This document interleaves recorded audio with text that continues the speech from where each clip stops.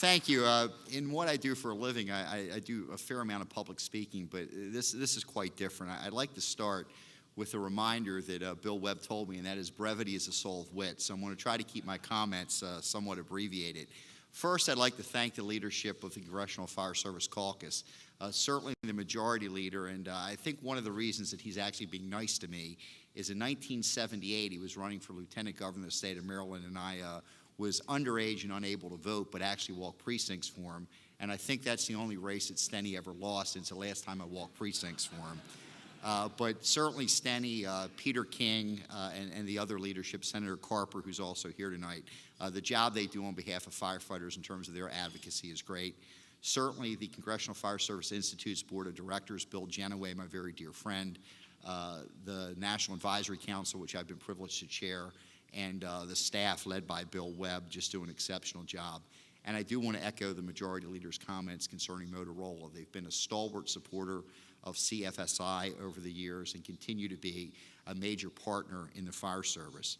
You know, all over the country, in fire departments large and small, they have their own version of Medal Days where people are given awards for heroism, leadership, and achievement. And I think if you ask any firefighter who's ever walked across the stage on a Medal Day, their response would be the same. I really don't deserve this, and I'm only doing my job. Well, I kind of feel that way this evening. The real recipients of this award and all other awards are the collective fire service. It's not a singular honor. It's really what we're all very, very, very proud to do every single day, and that is serving the public and serving each other as firefighters and first responders. Clearly, it's an honor to receive the Mason Lankford Award.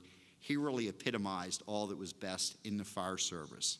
He was a legend in the great state of Texas and brought his leadership nationwide. I see my friend Kurt Weldon, who always reminded people that Mason actually went to then Speaker Jim Webb and really got this movement off the ground. So to receive this award is in fact a great honor, and I'm very, very appreciative. But I think most importantly, we all have to appreciate each other and the work that all firefighters do and work collectively to make sure that the public really understands that we are America's first responders. I'd like to conclude with just three or four thank yous. The first of which is, while he can't be here tonight, is my boss, our General President, Harold Schaeberger. Harold provides a leadership, vision, and resources for everyone at the IAFF, our almost 300,000 members and 35 affiliates, to really be on the line every day, improving the safety and health of firefighters and improving the lives and livelihoods of firefighters and their families.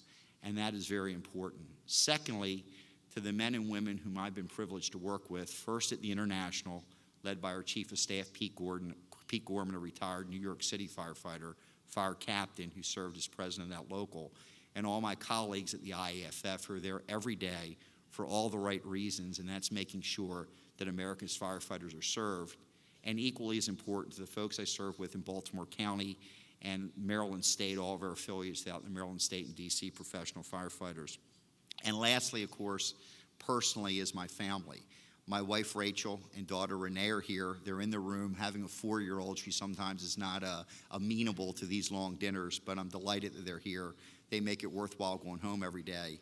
And as Jackie indicated, my dad, my parents, both of them, but particularly my father, who many of the gray hairs in this room will remember, served for a long time as chief in Baltimore, very active in the IAFC and the IAFF prior to that, really was the inspiration for public service. And while they can't be here tonight, I really feel the need to acknowledge them. Lastly, and most importantly, to all firefighters across the country, it really is a collective effort, and what's done here every day in Washington, D.C.